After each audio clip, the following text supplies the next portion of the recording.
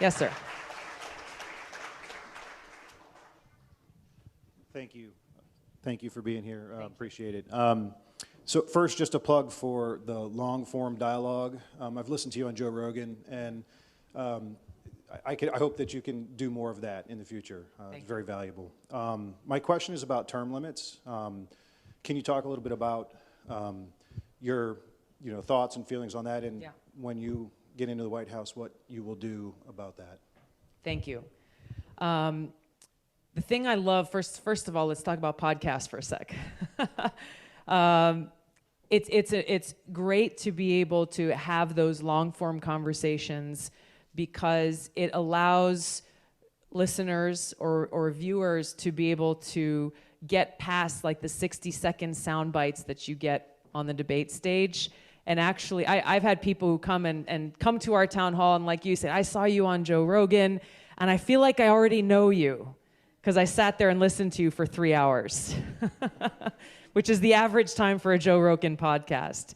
But that's what we want, right? So that you can make the most informed decision as voters, not having to guess and wonder, I wonder who that person really is in real life.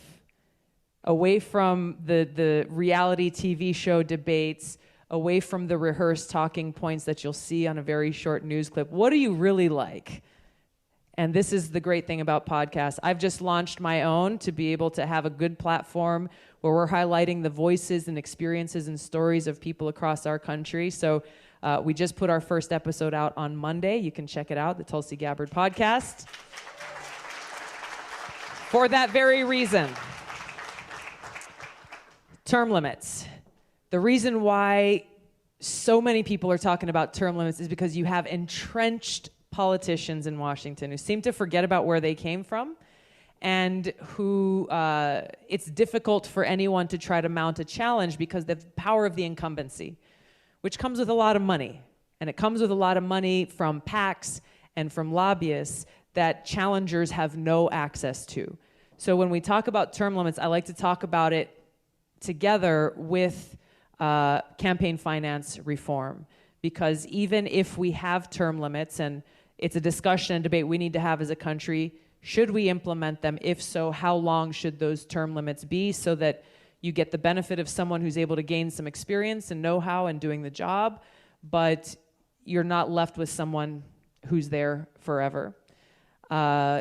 The length matters also. We've seen in some states that have implemented very, very short term limits, maybe 1 or 2 terms, where instead of you as voters being able to hold the elected leader accountable, the lobbyists then pay attention to and curry favor with the chiefs of staff and the staffers who are the constant presence, even as the elected leaders come in and out very quickly, and who advise the elected official. But these are people who you probably won't even know their name, and they're not elected, therefore not accountable. So it's just thinking through carefully what would the consequences of this be. I've heard arguments from both sides. People who say, no, there should just be a limited period of time. You go in, you serve, and that's it. You get back to your life. Others are saying, well, hey, look, I'm really happy with what my representative is doing. Even if they've been there for 20 years, I don't want them to go. And so it's a worthy debate. But I think alongside that, we have to change our laws to make it so members of Congress don't take any PAC or lobbyist money, period.